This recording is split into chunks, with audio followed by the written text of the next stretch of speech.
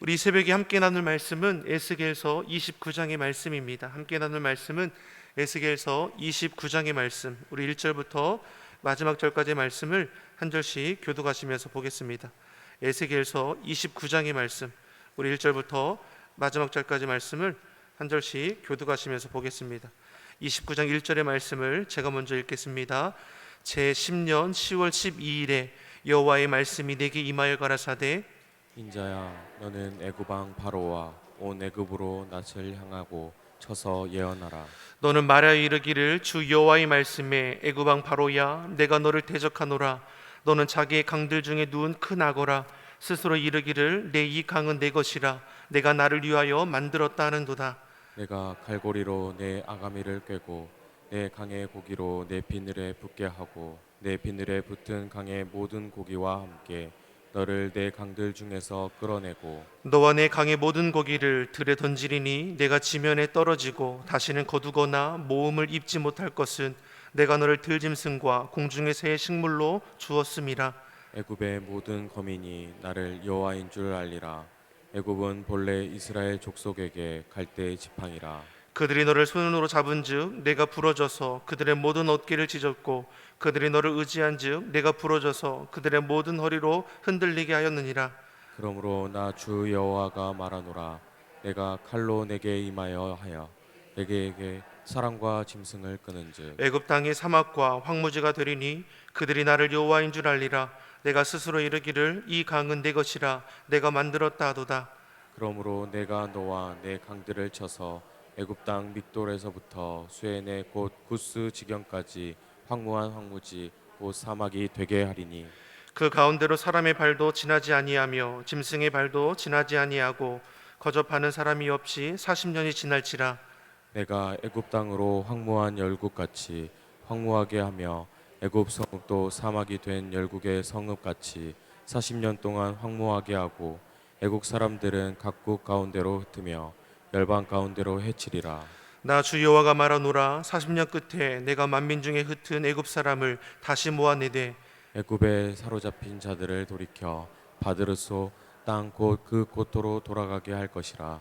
그들이 거기서 미약한 나라가 되되 나라 중에 지극히 미약한 나라가 되어 다시는 열국 위에 스스로 높이지 못하리니 내가 그들을 감하여 다시는 열국을 다스리지 못하게 할 것임이라. 그들이 다시는 이스라엘 족속의 의뢰가 되지 못할 것이요 이스라엘 족속은 돌이켜 그들을 바라보지 아니하므로 그 죄악이 기억나게 되지 아니하리니 그들이 나를 주 여호와인 줄 알리라 하셨다 하라. 제27년 정월 초일일에 여호와의 말씀이 내게 임하여 가라사대, 인자야, 바벨론 왕 느부갓네살이 그 군대로 두로를 치게 할 때에 크게 수고하여 각 머리털이 부지러워졌고 각 어깨가 벗어졌으며 그와 군대가 그 수고한 보수를 두로에서 얻지 못하였느니라.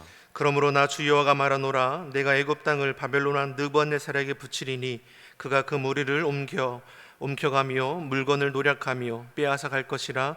이것이 그 군대의 보수가 되리라. 그들의 수고는 나를 위하여 함인즉 그 보수로 내가 애굽 땅을 그에게 주었느니라. 나 주 여호와의 말이니라. 함께 읽겠습니다. 그날에 내가 이스라엘 족속에게서 한 뿔이 솟아나게 하고 내가 또 너로 그들 중에서 입을 열게 하리니 그들이 나를 여호와인 줄 알리라. 아멘. 할렐루야. 우리 하나님의 은혜와 평강이 새벽을 깨워 예배하시는 성도님들의 심령과 가정에 충만하기를 소망합니다. 에스겔 25장에서 말씀부터 본문을 포함해서 32장까지가 이방 민족 열방을 향한 심판을 지금 기록하고 있습니다. 암몬을 시작해서 모압, 에돔, 블레셋, 두로, 시돈, 본문의 애굽까지 하나님께서 심판하실 것을 지금 말씀하고 계십니다. 하나님께서 왜 저 7 이방 민족들을 심판하시느냐?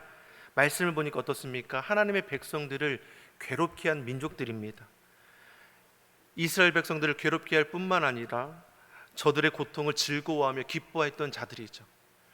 주변 나라의 백성들이 이스라엘을 괴롭게 한 것이 아니라 이스라엘을 대적한 게 아니라 저들을 택한 여호와 하나님을 대적한 것과 같게 되는 것이죠. 무엇보다 이방 민족의 왕들은 어떠합니까? 스스로 자신들을 신격화해서 하나님의 자리에 오르고자 한 어리석은 자들입니다. 이 하나님께서 저들을 벌하심으로써 계속해서 25장부터 32장까지의 말씀 가운데 계속해서 기록되어 있는 것이 무엇입니까? 내가 여호와인 줄 알게 하리라. 하나님이 스스로 지금 드러내는 것을 우리가 볼 수 있는 것이죠. 사랑하는 성도 여러분, 하나님은 어떠한 분이십니까? 자신의 자녀된 자들, 택한 백성들을 지켜주시는 분임을 우리가 잘 알 수 있습니다. 악한 이 시대도 마찬가지죠. 하나님을 아버지라고 고백하는 하나님에 속한 저와 여러분을 주님께서 늘 지켜주시고 돌보아 주심을 믿습니다. 저와 여러분 인생의 걸음을 두려워하는 자리로 만드는 것이 아니라 하나님을 믿고 의지함으로 구하고 찾는 자가 되어야 할 줄 믿습니다. 염려 없는 인생이 어디 있겠습니까?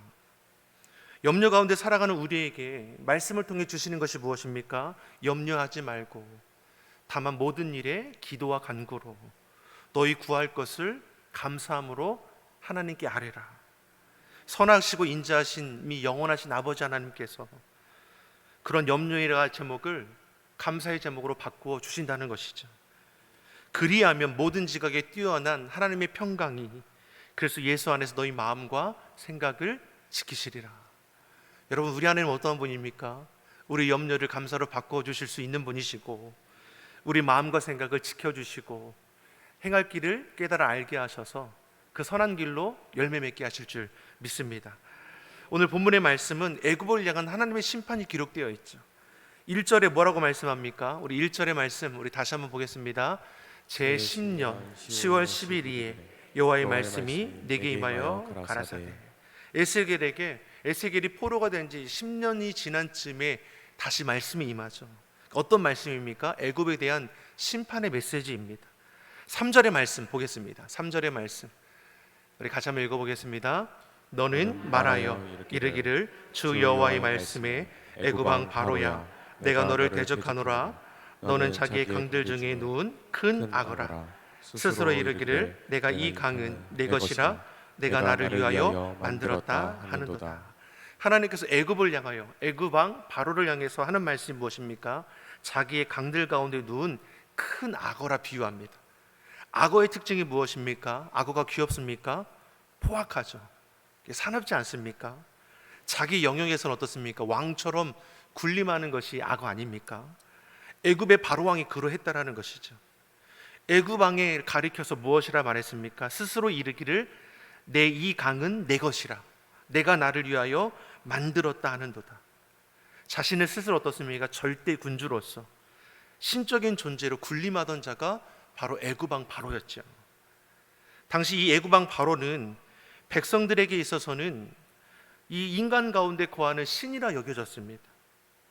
애굽 왕 스스로를 하나님의 자리에 올려놓는 교만함에 자라는 것이죠.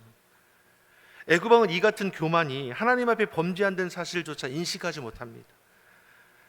애굽 왕은 이 같은 교만이 전능하신 하나님을 대적하는 것이라 깨닫지 못하는 것이죠. 잠언 16장 18절의 말씀을 보면 교만은 패망의 선봉이고 거만한 마음은 넘어짐의 앞잡이라고 했습니다. 교만이 무엇입니까? 모든 죄악의 뿌리가 되는 것입니다. 여러 다른 죄악들이 이 교만함에서 드러나기 시작하는 것이죠.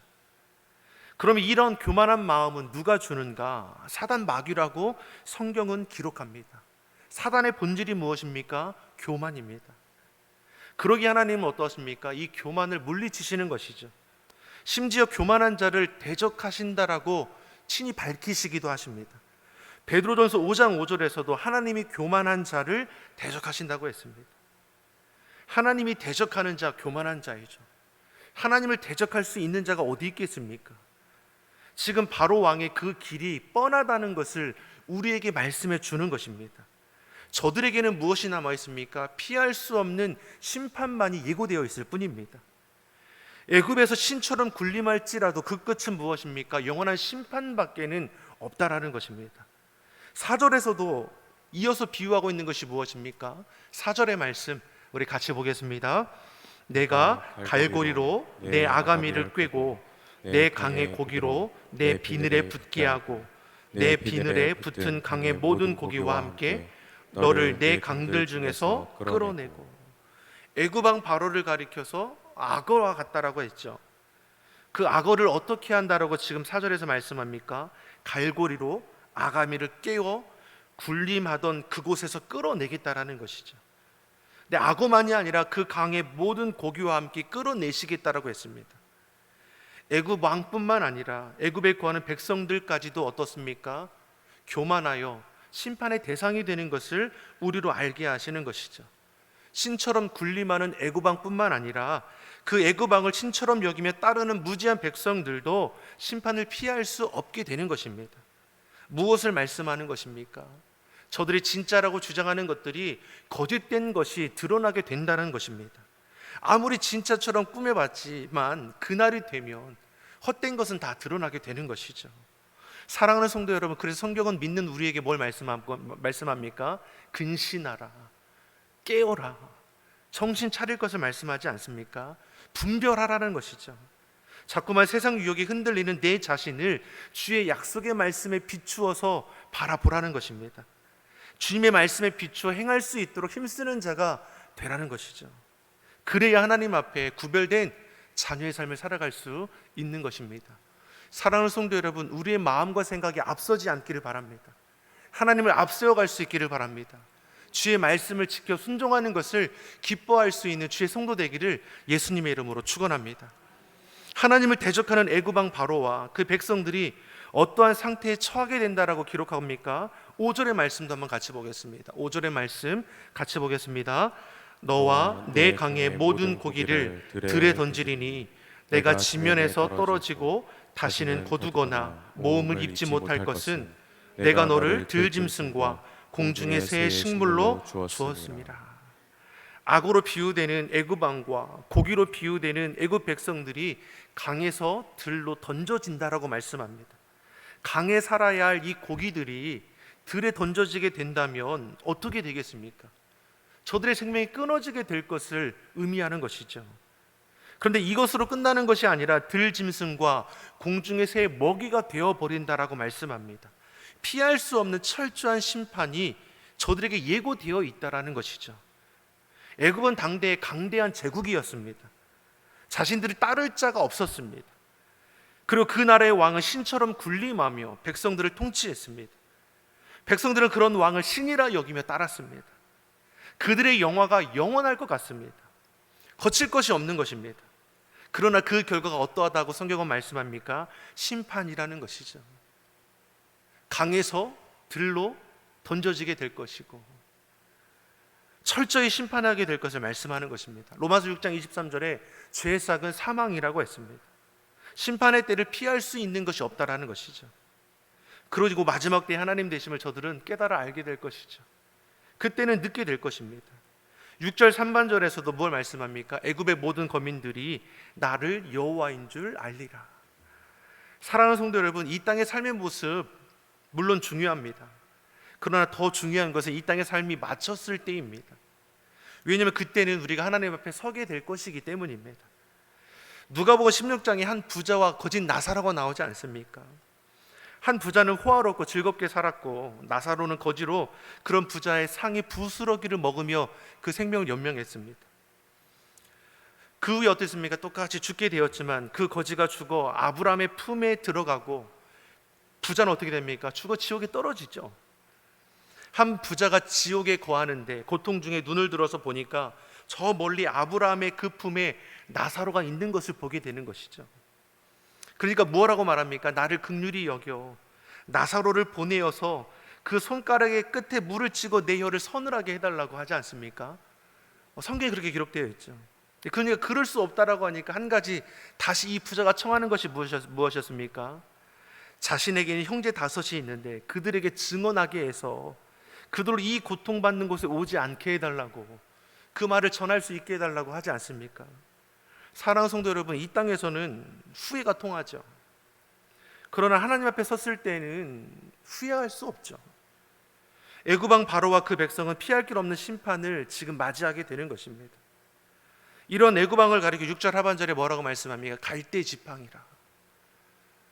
애굽을 향해 갈대 지팡이라 말씀합니다. 지팡이가 무엇입니까? 불편한 사람들이 힘이 되어주고 균형을 잡아주는 유용한 도구이죠. 근데 이 애굽을 가리켜 지팡이라는 것이죠. 근데 어떤 지팡이입니까? 갈대 지팡이입니다.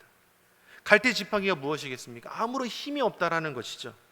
갈대로 된 지팡이를 힘을 지탱할 수 없으니 도리어 자신을 상하게 할 수 있게 될 것입니다.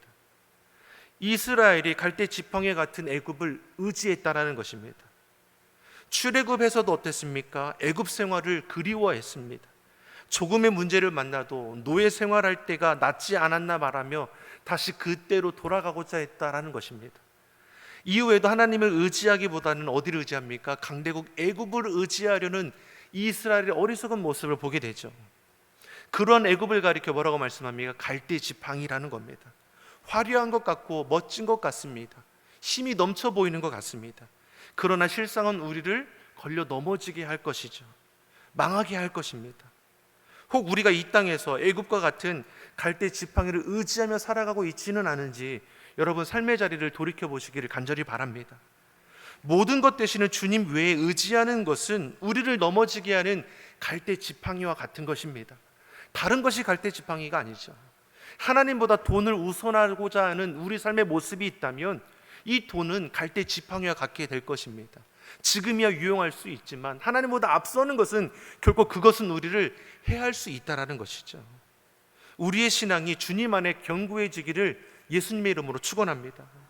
말씀 따라 행하는 것이 우리에게 기쁨이 되어야 하는 것이고 삶의 그 무엇보다 주의 말씀을 우선할 수 있는 우리 삶의 모습이 되어야 할 것입니다. 오늘 하루도 하나님을 영화롭게 하는 복된 한날이 되시길 바랍니다. 주님께서 우리에게 말씀해 주시고 그 말씀을 지켜 행하는 것이 내게 무엇과도 바꿀 수 없는 기쁨의 제목이 되기를 예수님의 이름으로 축원합니다. 기도하겠습니다. 사랑의 하나님 아버지, 주님만이 우리의 삶의 전부가 되심을 고백합니다. 헛된 것에 현혹되지 않게 하여 주시고 오직 주님만으로 만족함이 있는 복 있는 인생이 되게 하여 주시옵소서. 감사드리며 예수님의 이름으로 기도드립니다. 아멘.